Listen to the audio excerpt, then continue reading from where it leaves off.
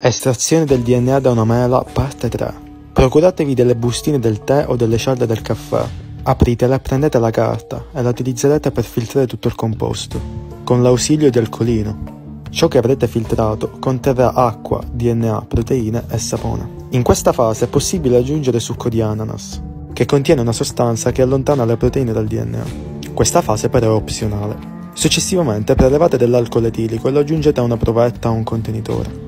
L'alcol etilico viene utilizzato perché il DNA è solubile nell'alcol etilico e non solubile in acqua, quindi nell'alcol lo vedrete meglio. Attendete circa 20 minuti e pian piano inizierete a vedere nella soluzione una sospensione. Questa sospensione rappresenta il DNA estratto.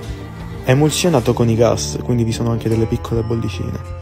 Provate a realizzare un'estrazione del DNA a casa. Se il video vi è piaciuto lasciate like e iscrivetevi, perché se questo video andrà virale, proverò ad assaggiarlo.